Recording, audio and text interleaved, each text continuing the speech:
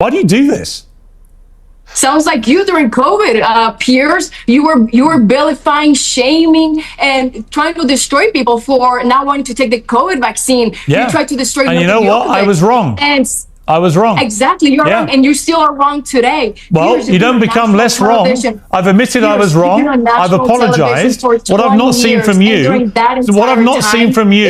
is any admission of being wrong or an apology for the disgusting way you talk about people. Why do you do it? I apologize for nothing. My statements and my actions have endured the test of time. And Piers, since you cut me off, let me finish. You've been on national television for 20 years, and during that entire time, England has only gotten more Muslim. For 20 when years, you last in England? To even say faggot or to even call out the rapist Muslims. Piers, you're not uncensored. The truth is, you have been complicit. Ever seen a political interview go from tense to completely explosive in a matter of seconds? Because that's exactly what happened when veteran journalist Piers Morgan sat down with congressional candidate Valentina Gomez. And what followed was one of the most jaw-dropping moments of live television in recent memory. This wasn't just a disagreement over policy. It wasn't a polite debate about immigration, security, or national identity. What unfolded was a full-blown confrontation over rhetoric so extreme that even a seasoned broadcaster like Piers Morgan seemed stunned by just how far it went. And here's the thing, political interviews can get heated. That's nothing new. But when a candidate running for public office begins throwing around language that targets entire groups of people, the conversation stops, and the kind of discourse people expect from those who want to hold power. That's exactly the moment we're about to unpack.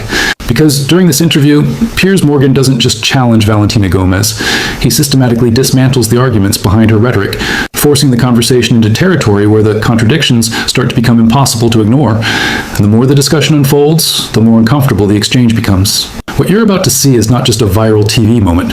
It's a revealing glimpse into how modern political rhetoric is colliding with public scrutiny in real time. And trust me, some of the things said in this interview will leave you shaking your head.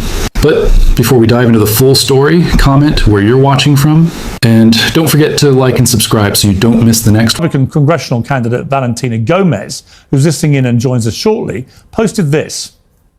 Texas, I've officially filed to become your next congresswoman. So the choice is yours. Vote for me so we can kick every dirty Muslim out of Texas. For me, this is just an election. But for you and your daughter, this is your life. Because Texas has only gotten more Muslim under these weak Republicans. New York City already fell to Islam. So did Michigan and Minnesota. And you're next in line. If Texas falls to Islam, it's simply because you didn't vote correctly. God bless you all. You were laughing as you were listening there. Many people have not been laughing at your video, particularly at phrases like "vote for me so we can kick every dirty Muslim out of Texas." If you had a Muslim candidate in Texas saying "vote for me so we can kick every dirty Christian out of Texas," you would rightly, I imagine, be outraged at that. Why do you think is a Muslim out of Texas? Good morning, Piers. And since you didn't have the decency of introducing me correctly, I'll happily do it. Good morning to all of my beautiful people in England. Hello to all of my lads in the UK. Last time I was there, I had an amazing time. I'm Valentina Gomez. I will be the next congresswoman for the state of Texas, and I'm a warrior of the one true King Jesus Christ. And England and Piers, the United States and England was built by white Christian men that follow Jesus Christ, not by a bunch of Mohammeds. So let's get that cleared out right away.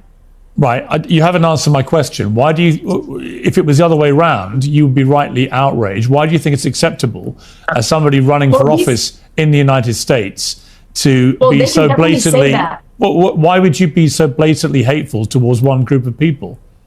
You call it hateful and bigotry and racist and all of that garbage. I call it the truth. America is a Christian nation. These Muslims come to Christian nations, burn our churches, rape our women, shoot our American soldiers point blank, killing one of them in broad daylight, then chanting Allahu Akbar. Piers, my brother is a National Guardsman. He literally puts himself on the line for this nation. So yes, these dirty Muslims have no place in America and have no place in England. But as you speak, you see, I'm just seeing a brazen Islamophobe. And people say that phrase doesn't exist. It doesn't. And I'm sure you find it funny, but I think you can make perfectly pertinent points about what's happened here without descending into such vile hatred towards an entire religion. And there are 5 million Muslims in the United States. Why would you want to categorize them in such a grotesque manner. Oh, and those 5 million Muslims should definitely go back to their 56 Muslim nations. And let's get something very clear right now in your little show, Piers. I don't fear the groomers. I don't fear the pedophiles. I don't fear the corrupt politicians. And I definitely do not fear the dirty Muslims. Let me bring in... Can I jump in here?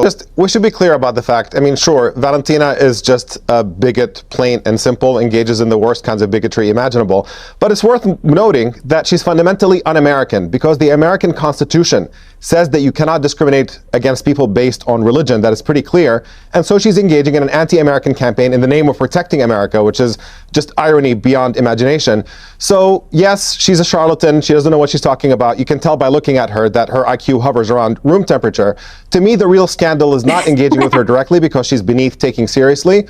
But the problem is with the GOP, that you have a major party in this country having a candidate running under its flagship, engaging in this kind of really incredibly hateful, incendiary rhetoric, and they do nothing about it. We've seen it with the dissent with Donald Trump himself, with the lawlessness that he has brought to the table and the corruption that he's allowed to get away with, without the party really standing up and putting country before party and before president.